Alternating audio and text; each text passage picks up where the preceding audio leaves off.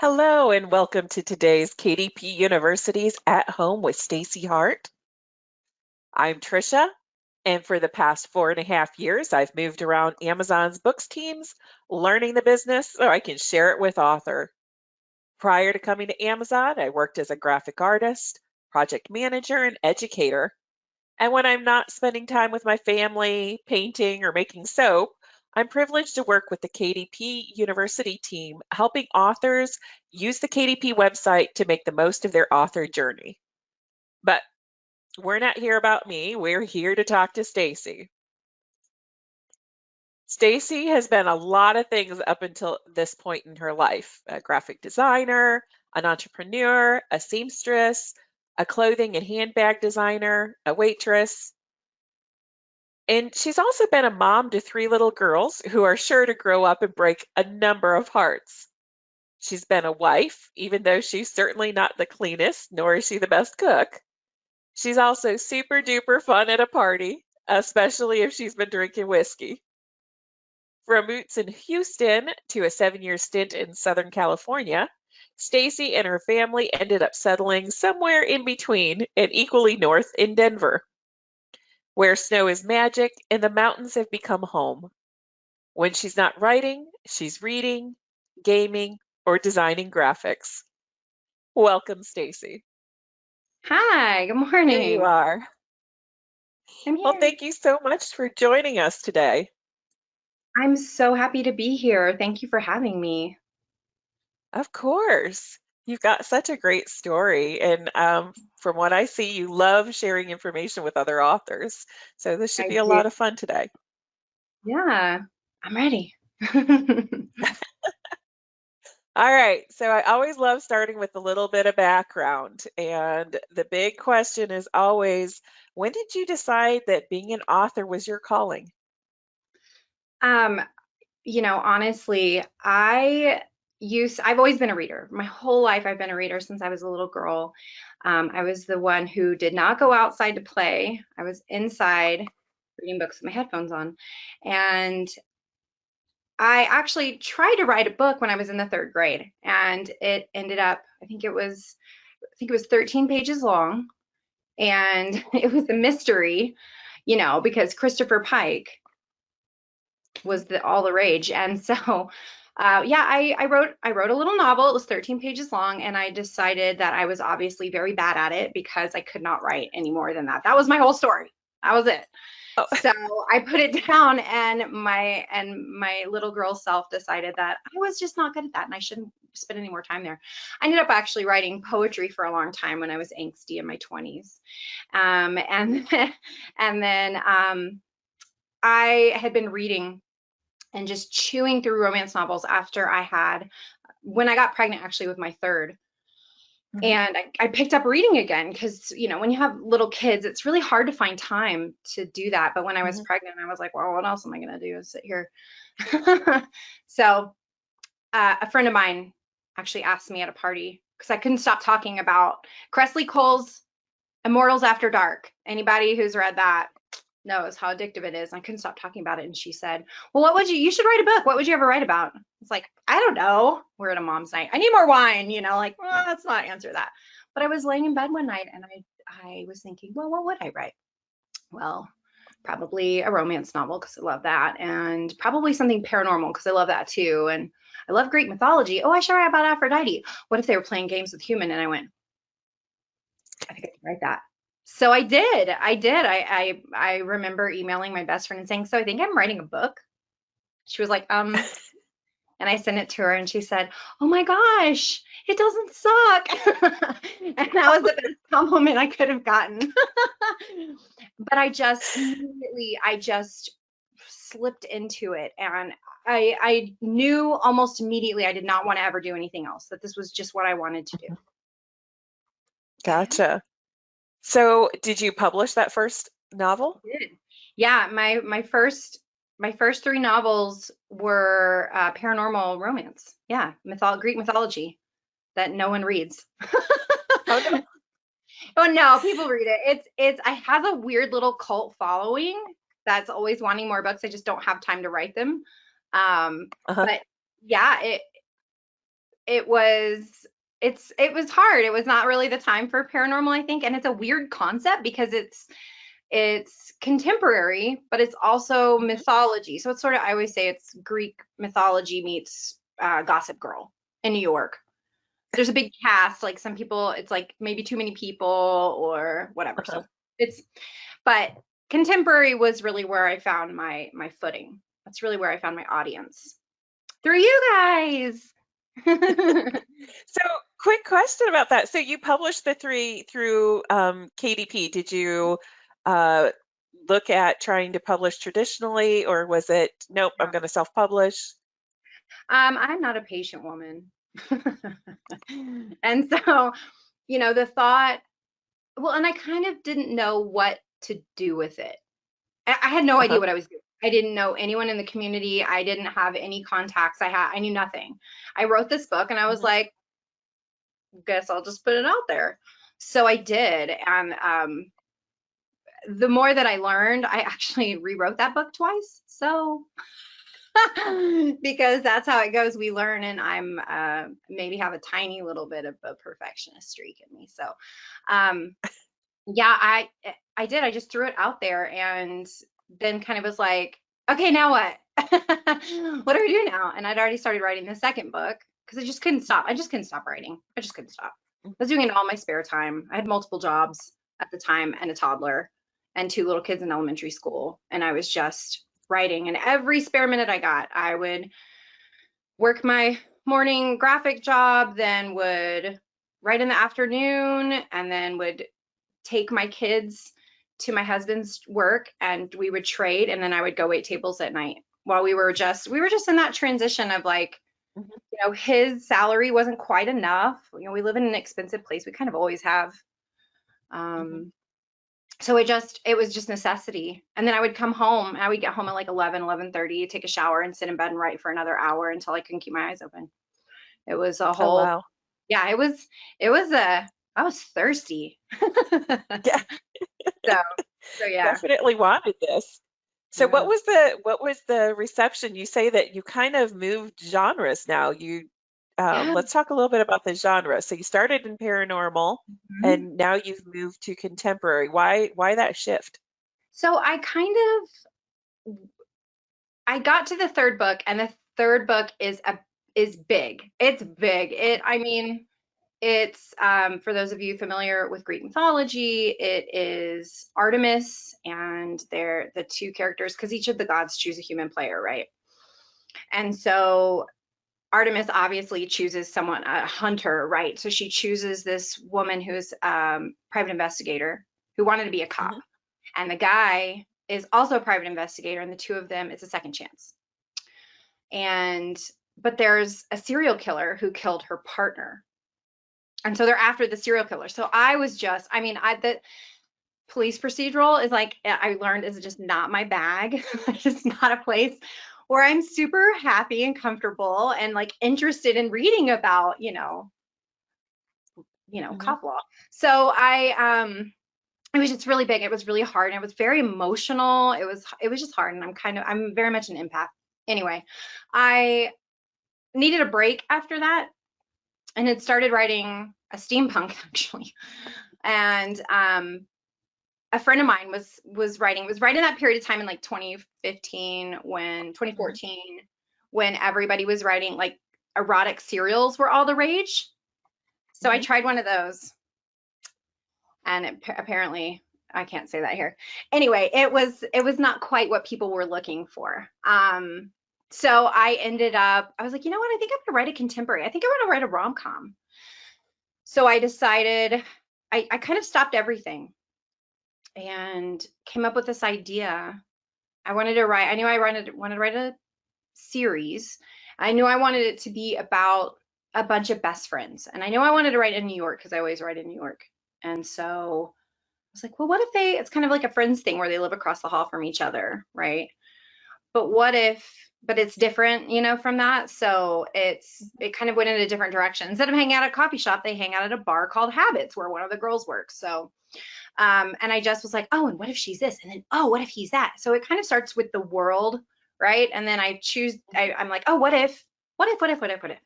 And I put it all together, and I published that first book in that series and broke out. I went Oh, from wow. making this much to this much. It was wild. I couldn't even believe it. I had no frame of reference for that. I don't think I'd ever seen that much money in one place at one time in one payment. It was actually really kind of stressful. I was like, they're going to figure it out. They're going to take it back. They're going to be like, I'm just kidding. This was a joke. You don't actually. Can we knock, knock, knock? Hey, so remember that check we gave you? You know. So how long was it from the first, what, 3 books that you published, or was it more than 3 books, and then to where you found your niche and it hit? Well, it was the 3 books, then the erotica, then the rom-com. I actually pulled the erotica because it's just so far out. It's like suspense. It's like erotic suspense. So far out of the genre. I was like, you know, let's just put that in some bonus content. So, it was about 2 years. So I wrote the first book in 2012. I published it in 2013, early 2013, Mhm. and then Okay. it was what, July of 2015. So Okay. yeah, a year and And a half. it's that, okay. Did you then, because you mentioned the fact that you're working multiple jobs, right? You're writing in spare time. And then once it hit, did you then start quitting jobs, or did you keep them for a while because you're Well, like, I had okay, to this keep is them not going to last? yeah, I had to keep them until I was paid. Because my whole goal, like I said, my goal was, okay, if I can make this much, I could quit my job. It was really waiting tables because I love doing Uh-huh. graphic.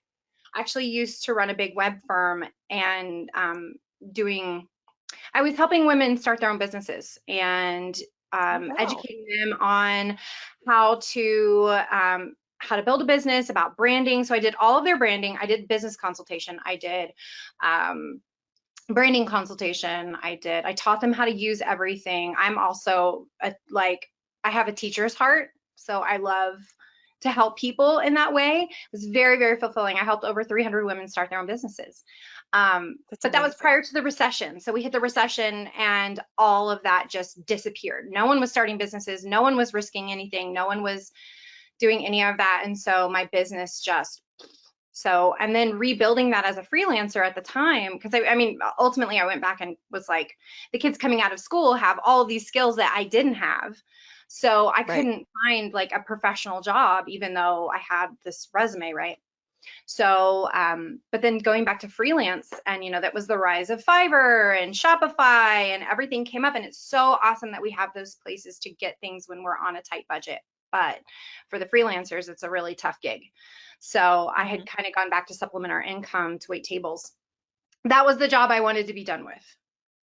Hmm. Um, Burgers and fries, nobody dies, right? But it's it's a lot, and it was late nights, and it's just hard. It's a hard job.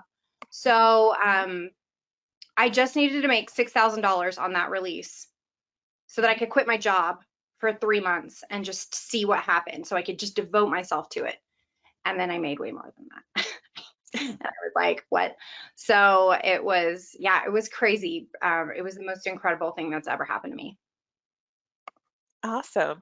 So did you take any of the experiences that you had from your first 3 releases to market this, the new rom-com? No, because I had apparently been doing it all wrong. I had my best friend at that time was actually very accomplished, and she kind of sat me down. I was like, I don't know what I'm doing. She was like, okay, let's sit down. Here's what you're gonna do. You're gonna do this, this, this. We're gonna do this. We're gonna do this. You need a PR person. You need cover. You need this. You need that. And so she kind of, because I've always been, because I'm a designer, I always move in the direction of illustrated things. And Mhm. that is not historically what has sold since I've started. It's only recently that that's become a trend again, and I jumped right on that because I was ready for it. But she really just taught me. She taught me everything. She taught me how to fish, and that is, I think, the push that I needed to get me into people's hands. Of course, this was also the time when social media was accessible. We had organic reach. Like if I posted something, everyone saw it in the order, if they were online, in the order that it came. So, you know, at the time it was a lot easier back in the golden days, you know. So, but yeah, it was, I learned so much, and then was able to apply that knowledge that I learned to everything that came after that. And even now, I still am learning. I am learning every release. I am learning. I mean, things change so quickly. So, you know, we have to be very aggressive in terms of our marketing strategies and plans, and how we advertise and all of those things. So. Mhm. So let's talk about that. So you have a book that's coming out very soon. It's on pre-order, right? Mhm, So I do. what book is that? Pride and Papercuts. So I have one of my most successful series of all time is a series of Austen retellings that I've done. So Mhm. the first is Wasted Words, which is free. Um, so it's Emma retelling. Uh, Uh-huh. it's inspired by Jane Austen's Emma. And then I have the second is inspired by Persuasion. Then I have a follow up to that book. And then the fourth is Sense and Sensibility. So this is the fifth of Mhm. those, but it's actually also a crossover with the Bennett brothers. So the Bennett brothers is, I took the Bennett sisters and I made them brothers instead, except for Lizzie, who is Lainey. So she's actually, so I have two series that go into that. So this is basically the finale of two different series. Uh-huh. Um, so it is, yeah, it's the full-blown Pride and Prejudice retelling. It is the most like the others were more inspired. This one is an actual retelling. I mean, do you dance, Mr. Darcy? The full on, like I had that book open next to me the entire time I was writing. I used it. I used that and the movie because the movie's a little bit closer to what we would have the beats in a romance novel these days. Mhm. So I kind of used those two things and squished them together to help me pace it all out. But it was hard, guys. It was hard. I'm editing it now, so it's finished. But yeah, yeah, that whole, you know, hand touching was pretty much the max of what we got. So even working a kiss in there is pretty tough. He's a prickly being, and to be able to be in his head was actually, I thought I was going to have a really hard time. I was like, I don't know what goes on in his head. Who knows? No one. So to actually sit down and write, I actually found him quite easy to write. Oh, Like, really? yeah, I really did. I really did. I mean, if you think about it, Mr. Darcy is he's a damaged man. He had Mhm. to fairly young take over his entire family's inheritance and his estate. He had to care for his sister who had been so terribly treated by Mr. Wickham. You know, he's kind of closed off. He's buttoned up in that way because he's trying to protect himself. That's Mhm. all it is. He's trying to protect himself. And that's why he is also so prejudiced, because he's trying to protect himself. He's trying to protect his friend. Mhm. And that's his So number one. Yeah. let's talk about your writing. So obviously the inspiration is coming from Jane Austen, but now do you plot out the series beforehand? Did it grow organically? And then once you get into the books, are you a plotter or a pantser?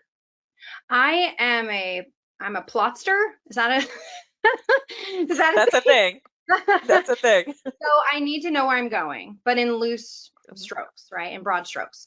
So I do plot and I do kind of come up with all of the sort of the direction in which I'm going. I know where I'm pointed, but I kind of plot on a smaller level. So I know what my first four chapters are usually pretty close to the same thing. You know, it's meet cute two, reaction two, right? You see them in their everyday lives and all those things. That's pretty much the normal getting going here on a story. So I usually write those and then I stop and I send it to my critique partners.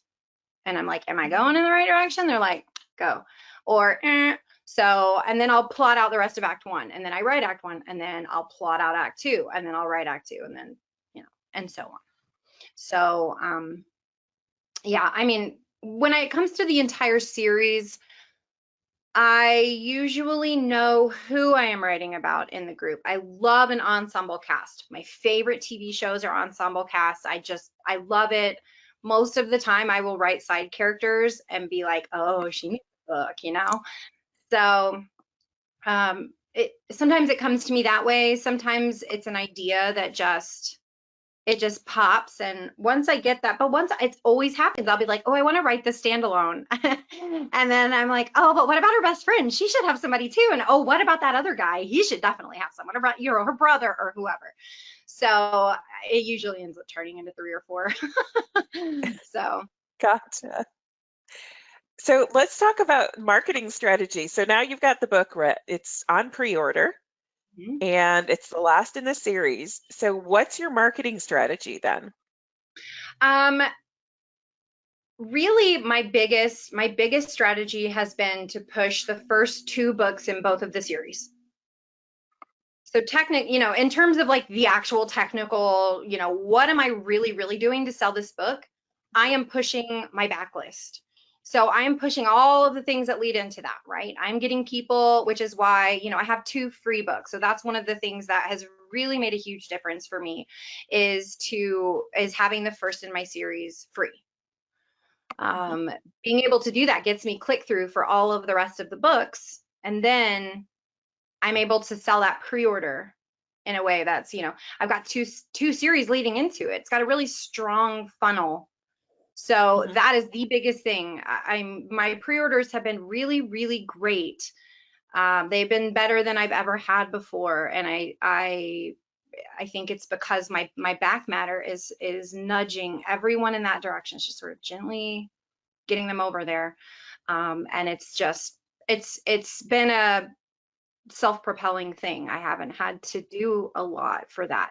But now that I'm a few weeks out, as soon as I send this to edit, that's when my real, my own push will start. So I'll be sending out packets to bloggers with teasers. I'll be posting on my social media more, all of those things. So I'll start really talking about it. That last 3 weeks is, I think, the most important, because then they know it's coming soon and that they have something to look forward to. So, yeah. So you talk about pushing out packets to bloggers. Do you have a group that expects to see the packet come to them, or what does that look like? Yeah, I have a master list. So I used to have a PR company who would run all my tours for me and everything. And I just got to the point where I wanted access to them. I wanted to be able to thank them personally. I wanted to be able to send them giveaways as thank yous. I like, all of those things, to be able to really communicate with them on a personal level. But I'm very fortunate that I was in a place when I decided to do that I had enough of a following that I could generate that list without much work. So I have that blogger list. I also have an ARC team. So it's not quite a street team. I'm not asking them to post things or any of that, but I have them, but they do, so I'll post stuff in there and be like, hey guys, there's a packet of stuff if you want it. And they're like, yay, and they post it. So, but mostly it is in terms of getting reviews, and they're not all bloggers. I have people on my ARC team who are just really avid readers, and they're reviewers, and they do all of those things. So, yeah, it really has been great. I really have enjoyed doing that on my own. I love having that control. I love not having to turn things in by a certain date. If I need to push something back, I could just decide to push it back. I don't have to go through anyone else. Sort of like indie publishing. It's nice to not have any too firm of rules that you have to sort of stay inside of. So. So let's talk about that ARC team. How did you build it? Actually, through my Facebook group. So it all kind of goes together. But I've been building up my group for years. It's also in my back matter. When you finish the book, you don't actually go to the next page. It just says, the end, break. Thank you so much for reading. If you're ready for the next story, here you can click here. You can get my free bonus content here. I have this new release coming. Join my newsletter. Here's my group. Love me. But it's more like a letter to them rather than just like a big list of links. Uh-huh. So, but I have generated people in my group. And so once or twice a year, we'll just open it up to them. And then I have bloggers who just always want to get my stuff. They just are always, it's like having a master list of ARCs where you don't have to ask them, you just send it. And then every once in a while we will go and just check and make sure that they are reviewing like at least one book a year, since I do 1 or 2. So that's really the only requirement is you don't have to read everything, but you at least have to be reading something, you know? So Right. yeah, they love it, especially the readers, because they don't often get an opportunity to get an ARC. Like they can get an advanced Mhm. copy. They can get it through maybe a giveaway or something like that. But to have a really loyal reader, I don't have any problem. If they're going to go post their review and they're loyal readers, I have no problem giving them an advanced copy at all. So yeah, it works really nicely. Any concerns with that? Security always comes up when we talk about advanced reader copies. Any concerns with that?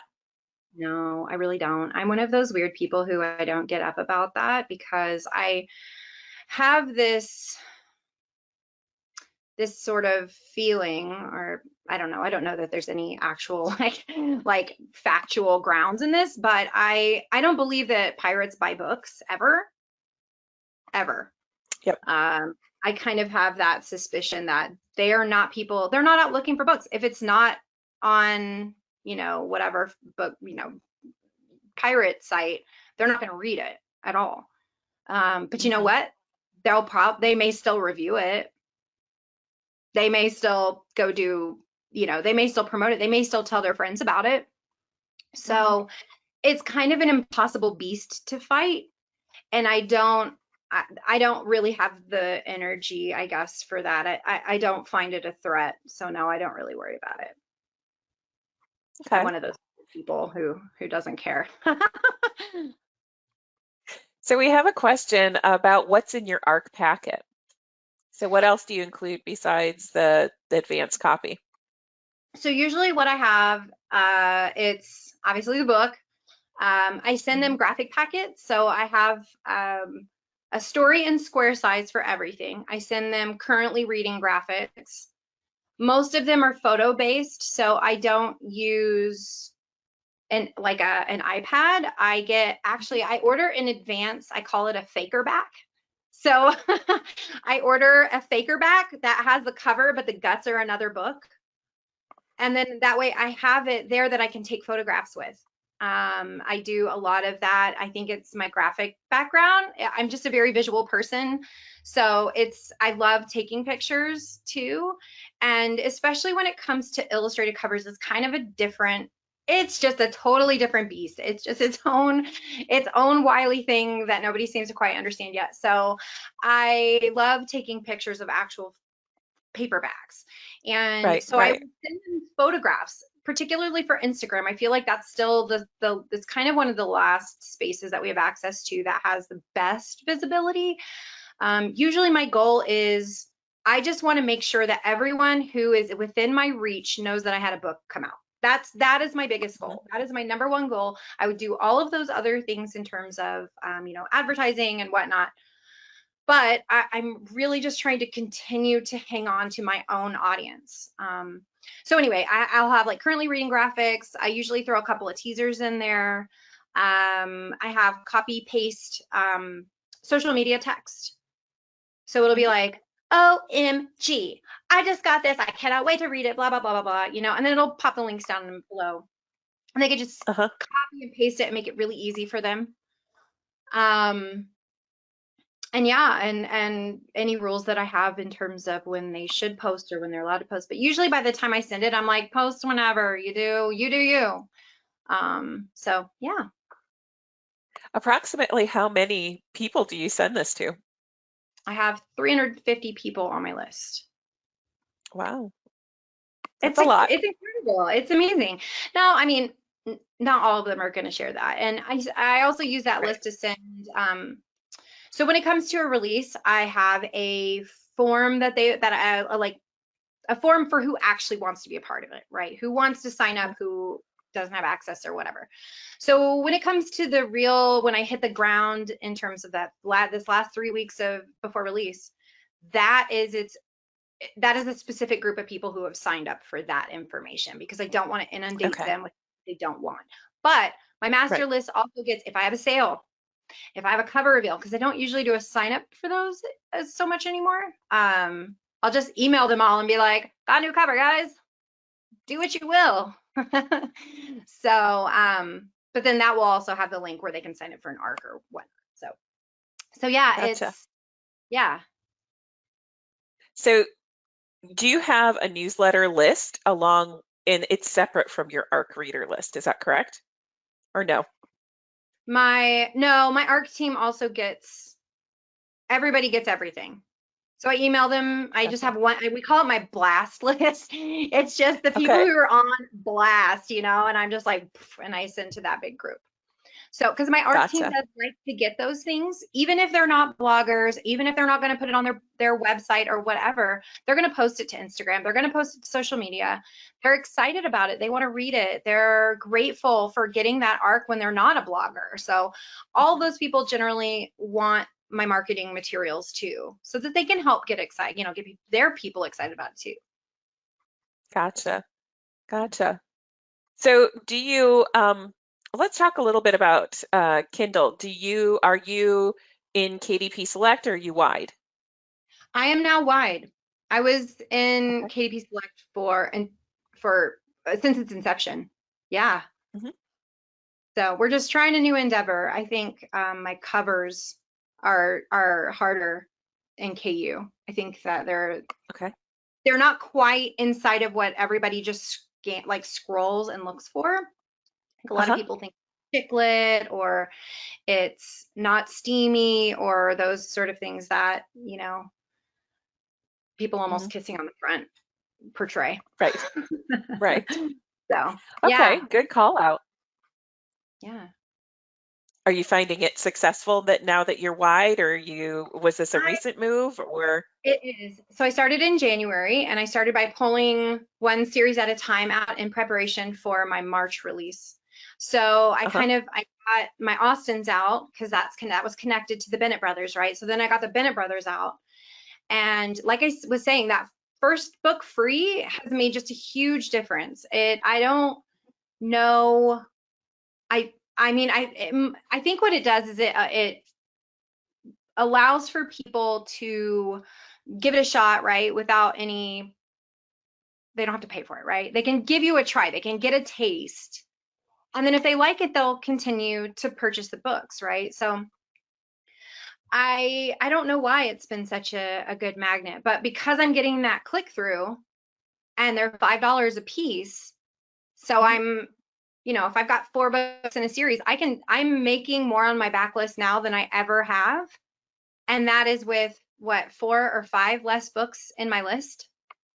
Hmm. So it's a really great marketing tool, and it's helped me, because then it's also nice because I can do things like applying for a book bub whenever. I don't have to time everything together and get everything all lined up. I can just be like, yeah, I'm going to shoot for this month, and see what happens. So that, and I can do all of those things without having to have a really tight little plan for those 5 days that we get per Right. 3 months. So yeah, I mean, I've really enjoyed it. I mean, it's scary. It's very scary. It's very different. But I've been very, very fortunate. So if you were starting over again, do you think you'd still do KU to get started and then go wide, or would you have just gone wide? That's so hard to say. No, I think I would have stayed in KU, but I do think I would have made the shift wide at a different time. Okay. I think I would have done it a couple years ago. Hmm. Um, but just so that, because it takes a long time to build that up. But once you're in KU, it's really hard. It's really, really hard to make that decision because it is so unknown, and you know that it's going to be harder, and you're probably going to take a hit on your income, and you have to be prepared for that. Like, you have to know that that is coming, that is happening, and you have to commit. You have to go all in. So really my strategy, I'm sorry, my shirt keeps moving. Really my strategy was to pull out one series at a time, right? So I had 2 series out when I had my first wide release. Then in between, I would pull another series out, right? And then a release, and then pull another series out, and then a release. So it was kind of, timing it all so that I had something to push in the in between. Which Mhm. is really the trick that I found. Listen, anybody can make money anywhere. If I've learned one thing, it is that all you have to do is have a plan. You need to have a plan. You need to sit down and make a list for every single month, January, February, March, April, May, and pick one book or a series to push every month and let that be your focus. Use your 5 free days in KU.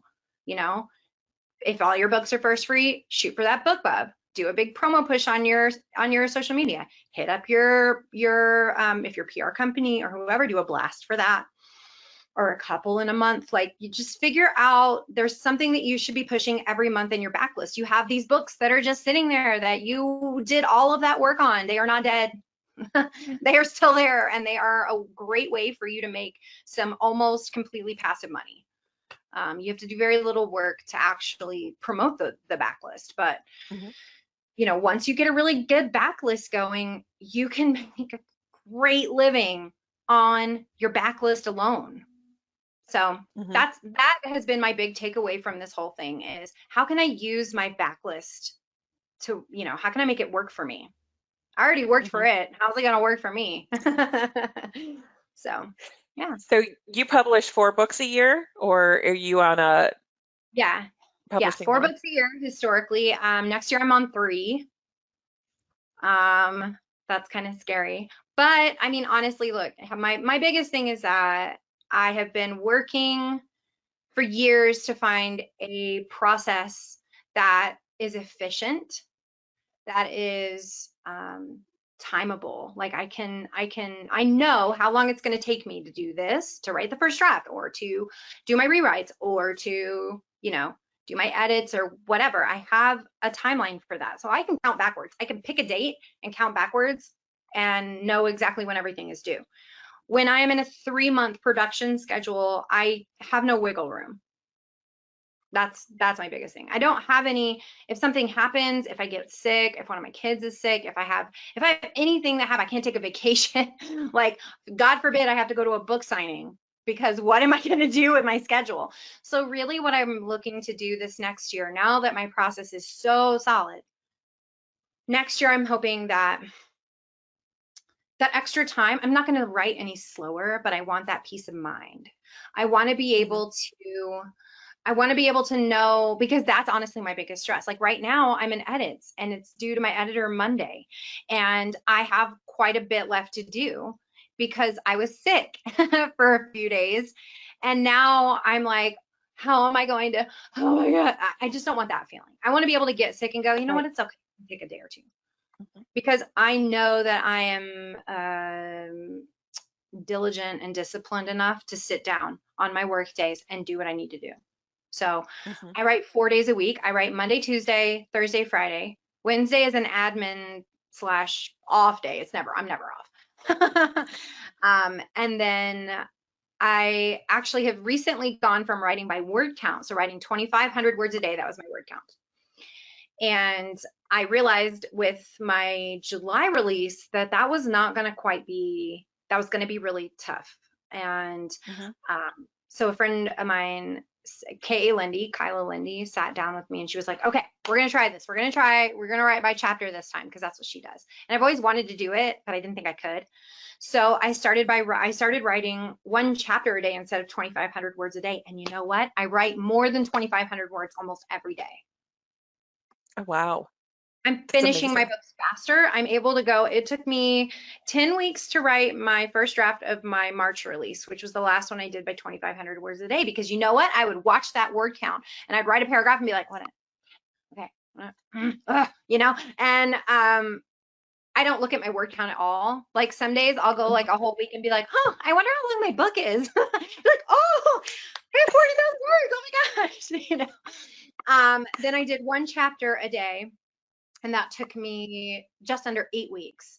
Now this time I was like, you know what? I think I could write 2 chapters a couple days a week. So now I write 6 Uh-huh. chapters a week and finish the first draft in 5.5 weeks. That's amazing. I didn't think I could do it. I didn't think I could. And it's just gone so wonderfully. And I can't even tell you what a mental game changer that was for me, because that watching that clock, and like sometimes I would get to the end of a scene and still have another 500 or 800 words. And I was like, well, I'm not starting a new one. So we're just going to stick around here for a while. And then I mean, the minute I would finish whatever sentence I was on, and I was gone. I was gone. That was it. It's a lot easier to sit down and do one thing a day than 2,500 things a day. So Right. I don't know Absolutely. what it is about it. The mental shift was huge, and I enjoy writing. I've enjoyed my last two books so much more than I've enjoyed writing a book in a really, really long time, years probably, Hmm. because it's just, I don't know. I feel like I got let out of some kind of weird prison I'd put myself in. So yeah. So we've got some questions coming in. One of the questions, your book sounds like it's perfect for a series or the big screen, TV. Have you been approached by anyone, and does publishing independently change those chances of being approached for TV or movies? Um, it does, I believe, because I think that, okay, so this is all based on what my agent told me, and she's a genius and has been in it a really long time. And she actually started out in Hollywood as an agent. Uh-huh. So she is of the mind that you can sell just about anything to just about anyone, right? But it makes it really easy if it's a #1 New York Times bestseller. Right. So, having a traditional publisher behind you when you have a really big breakout, that is the easy way to go. And even that is, Hmm. really super easy. Would I love that? Yeah, but also I kind of get a little bit worried about it because I'm such a control freak that I'm like, am I gonna hate her hair? Like, Yeah. what is my problem gonna be? Am I gonna watch it and be like, what did they do? What did they Hmm. do? So there's a lot of fear in that area. Hmm. I can be a pretty easygoing person if the circumstance is right, but when it comes to my own art, it's really, really hard for me to do that. So but yeah, it would be so awesome. It would be so awesome. All right. Um,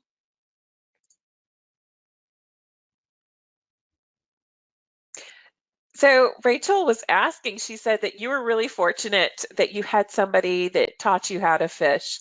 If somebody doesn't have that support team, that friend or family that knows how to do this, what would you suggest they do? How do they go find that kind of information that you were given? Well, I found that best friend in a Facebook group. I cannot tell you how important it is to find a community. Get on Facebook, find a community of writers who are at your stage in your genre, okay? Because I'll tell you, like, most of us met in the same group, like all of the names that you've heard before: Penny Reed, Brittany Cherry, Candy Steiner, Alessandra Torrey, Megan Quinn, all of those people, Kennedy, Ryan, all of those people, we all met in the same place. We are all in the same little, it feels like we're in the same class in high school, not in high school, but like in like grown-up author school. So it's been awesome. And that is where we all met. We all met in groups, all of us, like all of those people in that class, right? So I mean, that is the most important thing that you can do. I also have a mentorship group. If any of you are interested, please feel free to join that. It is romance directed. We talk a lot about romance. So if that's not your genre, find a group. But anyone's welcome to join my mentorship group on Facebook. Yeah, So how would that they find that mentorship group on it's just Facebook? called Staci Hart Mentorship Group. It's very original. I'm sorry, can you repeat that again? You broke up a little bit. Oh, sorry, Staci Hart Mentorship Group. So it's Awesome. very specific. Yeah, so yeah, you can find me there. That could be a great place to start. I've actually been connecting all of them to find work wives, because that's another really important part of this process, especially, I mean, this is such a solitary job, and to have to have your work wife who you're there every day together, you're working together, you're like, okay, what are you doing today? What are your goals? Let's talk through it. It is invaluable. Those relationships are some of the most important relationships in my life. If I didn't have those, I'm a codependent human being. I will admit it. And I need people to Mhm. help motivate me too. And so we motivate each other. We cry with each other. We all know that nobody in our real lives understands what this is like. And so to have someone who gets it, so that when stuff happens, you go, nobody else will understand this. Nobody else gets this. You have someone who does, or you have a group who does. So I would also suggest, I mean, I will reiterate that having a group of people who you are in your genre and are at where you are at in your career is number one, numero uno. But I would also recommend you joining two groups. I would say join Club Indie and Alessandra Torre's Inkers. Those are two great groups. They are full of information. I am read only in Club Indie. It can get a little crazy in there, but it is chock full of information. It is a great resource, and I would really highly recommend being in those places, because when you have questions, you can just search for the question you have, and likely there are 100 posts on it. So Mhm. it's a great source of information. Good. Thank you so much for sharing those with everyone. Yeah. So when you were building your social media presence, how did you go about it? Because I think that that's always a big challenge for newbies is, okay, I'm going to have this social media presence. How do I build it out? Yeah. Well, when I started out, Facebook pages were all the thing. They were the thing. They were Mhm. easy. You did not have to do much. All you had to do was post on it, went into everyone's feed who followed you.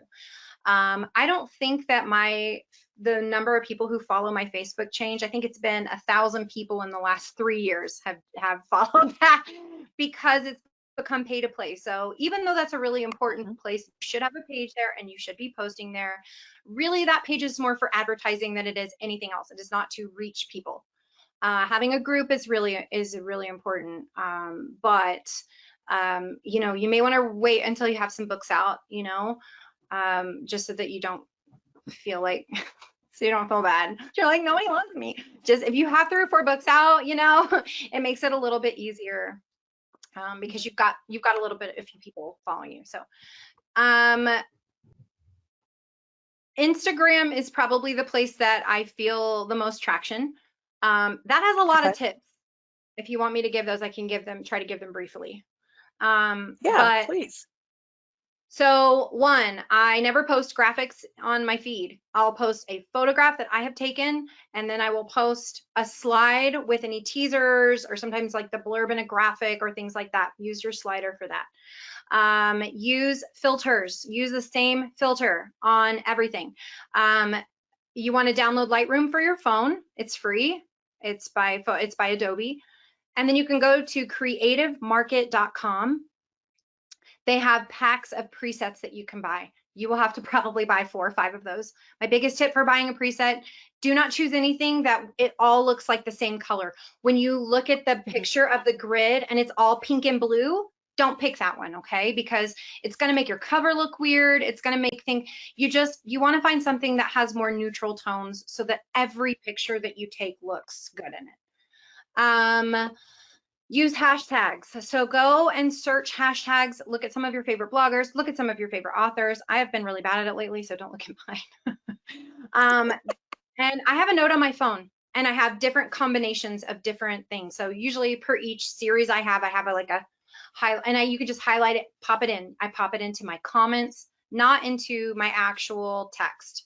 I know I'm doing this fast. I Okay. hope you're getting all of this. But yeah, so hashtags are super important. That is how you're going to build a following there. Again, when you connect with your group of authors who are in the same place as you, and you're all in the same genre, do swaps, do giveaways, pick a friend of yours, send each other paperbacks, and then give them away on your feeds. And for one of the entries, have them follow. You need to be following each other, right? You can do a bonus entry, have them signing up for your newsletter, because let me tell you, that is the most important thing that any of you ever have, is your newsletter. It is your newsletter that is the only thing that you have control over. They cannot make you, well, we do pay to play, but it's not the same as when they throttle our visibility. They're not going to do that. It's your email list. So, and the best way that I do that is through magnets. I know I'm going really fast, but this is all of the things. So a magnet is essentially free content that they can get for signing up for your newsletter. So what happens is, in the back of my books, right, how I talked about my big backlist or back matter stuff, the first thing I say is, thank you so much for reading this. I usually have a snappy little joke. And then I tell them, if you want the bonus content for this book, click here and you can get it for free. They go to my website, they download my bonus content, and to get it, they have to sign up for my newsletter. I'm in the process of changing that. I use BookFunnel. I'm using BookFunnel. I'm in the process of moving everything over to BookFunnel. So yeah, so essentially that is how that works. And you can get so many subscribers that way. And those are loyal readers. Those are readers that are going to actually open up your newsletter. My newsletter open percent is almost 40. It's usually around 40%. So I have a 40% open and a 20% click. It's crazy awesome, because these are real valid readers. Another way that you can grow that is through, again, swaps. So you and your buddy do a swap in a month. You give away each other's free books in your newsletter. And then in order for them to get that book, they have to sign up for the other person's newsletter. So I use BookFunnel for that as well. So I actually organize for the year. I will go down and ask my friends if they want to do it, right? Hey, Melanie Harlow. Hey, Sarah Nye. Like, people in my genre, people who are writing lighthearted romance. And then we swap with each other, because that, again, is a really great focused audience where we're the same. Like, if I swap with Candy Steiner, I can't swap with her really super angsty, love triangle. My readers don't want that. So we have to trade a book like her sports rom-com, so really finding things that are going to get you the most bang for your buck. That is where you want to do it. And I think that's just about everything. I could go on. I could always. No, that was really great information. That was a lot of information. And so to let everybody know, remember, this is recorded, so you can go back and slow it down and make notes on that. I plan to. I think that was really great information, especially about Instagram. That was some really amazing information. But I think the key call out, and definitely want to reiterate, if you are doing swaps, make sure it is the same genre, because the worst thing is to build out your list with people who aren't interested. They may be interested in one thing, but they're not interested in following you in the future. So you want to make sure that you are doing those swaps with people that have a similar genre. Really great information. Let's see. Sorry, just trying to grab a couple more questions because we're coming to the end. Let's see. Okay, we have a question, and I think we get this question a lot, about your team. You've mentioned your team before. Who's on your team? Who's on my team? Okay, so your team is the most important part of your entire process. My team consists of, I have several critique partners who are also writers. Kerrigan Byrne is one of my best friends. If you haven't read her, go read her. She's amazing. Historical suspense, so good. Anyway, so Kerrigan and I talk literally all the time. And so we're plotting together almost every day. Sometimes we're plotting together when we didn't even intend to plot together. We read each other's work. We provide feedback on our first drafts. It's just, and the same with Kyla Lindy, K.A. Lindy. She's the one who helps me problem solve all the things. So I'm like, I don't know what to do on this thing. She's especially good at villains. If you've read her, you would know that is not a surprise. And so I have this team of people who are really helping me on every day. I mean, we talk every single day. We write together, we work together, we hang out together. It's all great. And then I have some bloggers and other authors who are part of my alpha team. So I have like five. I have too many people who read my stories. You don't have to be like me, but I have 5 people on my alpha team. So they read it by act. So I send it to them in chunks. I then will do all of my rewrites, and then I send it to a beta team. And that's about 8 people or so. And then, so I have Giovanna Shirley is my editor. She is with Unforeseen Editing. She is wonderful. She is very thorough. So prepare yourself for lots and lots and lots of changes. Even if you're a really clean writer. I'm a really clean writer, and sometimes I'm amazed I get it and I'm like, how? What have I done? So, and then I have Danny Sanchez of Wildfire Marketing. She runs a PR company, but I hire her as a consultant because I'm doing my own tours and everything. And I just cherish that relationship.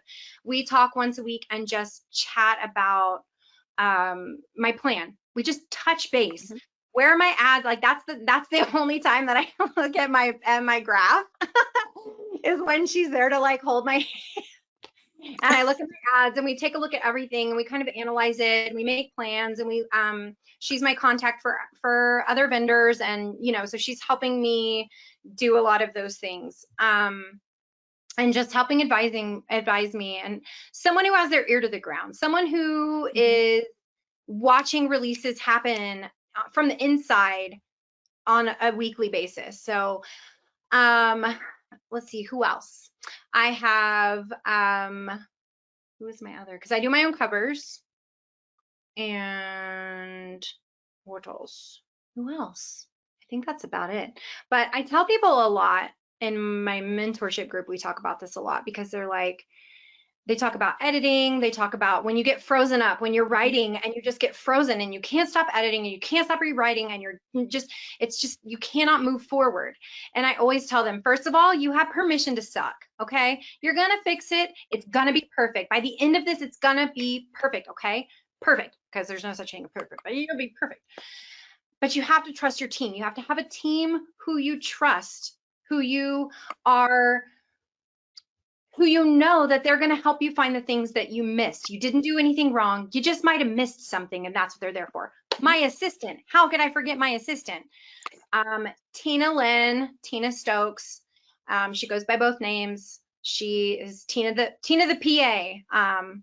So that's my team. She is my everything. She is like me. She's like me, my clone.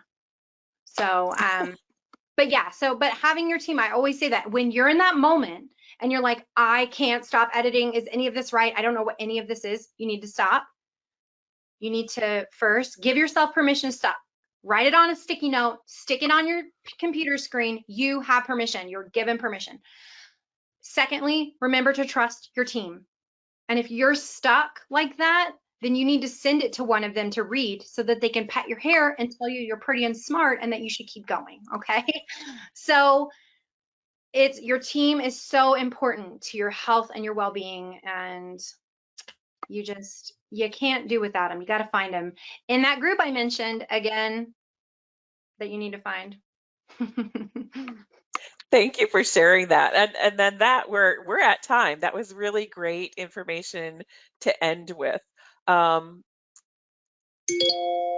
Sorry, I don't know what happened. I just lost my train of thought.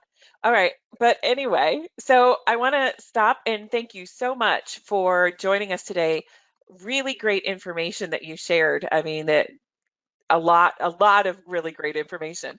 So just a reminder, everybody's going to get an email tomorrow with the link to the recording, so you can go back, pause, take notes, all of that great stuff. But thank you for spending the morning with us. It's been wonderful. I'm sorry I talked so fast. I wanted to make sure I got everything in the time. So otherwise I would sit here for hours and I would just hold you all hostage. That's all right. Well, maybe we'll just have to schedule you to come back. Oh, I'd be happy to anytime. I'm so honored to be here. Thank you so much for having me. Absolutely. Absolutely. And thank you to the audience. I'm sorry that we didn't get to everybody's questions. Hopefully we answered the majority of them. But as always, happy publishing.